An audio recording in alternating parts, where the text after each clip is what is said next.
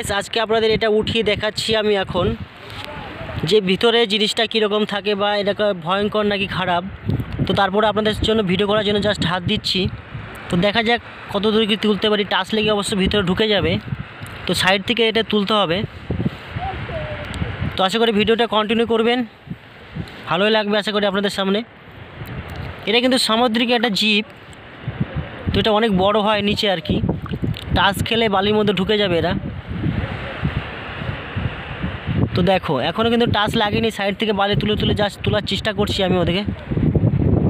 তো আশা করি ভিডিওটা ভালোই লাগবে আপনাদের সামনে। আর এইসব জিনিস কিন্তু সমুদ্র মোহনাতে আসলে কিন্তু দেখতে পাবে।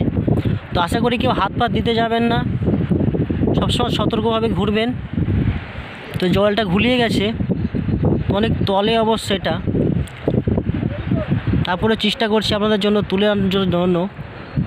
তো বালির নিজের টাচ লাগলে কিন্তু ভিতরে ঢুকে যাবে। অনেক তলে গো, এটা অনেক তলে আছে অবশ্য। দেখি চেষ্টা করে তোলা যায় কি না। তো আস্তে আস্তে ঢুকে যাচ্ছে জিনিসটা আর কি।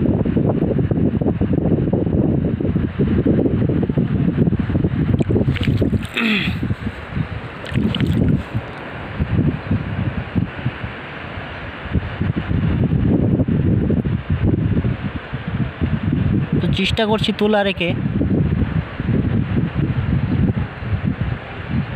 তো উঠছে না, বালির মধ্যে চিপকে ধরে আছে আর কি, উঠবে না। যাক ঢুকে গেছে ভিতরে। ওই জিনিসটা আরেকটা জলের বালির উপরে আর কি, সেটা আপনাকে দেখাচ্ছি উঠিয়ে। তো দেখতে থাকো, সঙ্গে থাকো। যা তলে কিন্তু অনেকটা বড় হয়, হাতের টাচ লাগলে কিন্তু ভিতরে ঢুকে যাওয়ার চেষ্টা করে। তো দেখো ভিতরে কীরকম, অনেক বড় জিনিসটা। তো কেটে গেল, জাস্ট এটা কেটে বেরিয়ে আসলো। তো এরকম হয় আর কি, এই যে দেখতে পাচ্ছ। এটা আর অনেক বড় ছিল অবশ্য, মানে মাঝখান থেকে যে ছিঁড়ে গেছে এখান থেকে। পুরোটা দেখাতে পারলাম না আপনাদের।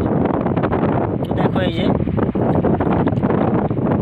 তো ভালো থাকবেন, সুস্থ থাকবেন, আর এরকম হাত পা এসে কেউ দিবেন না।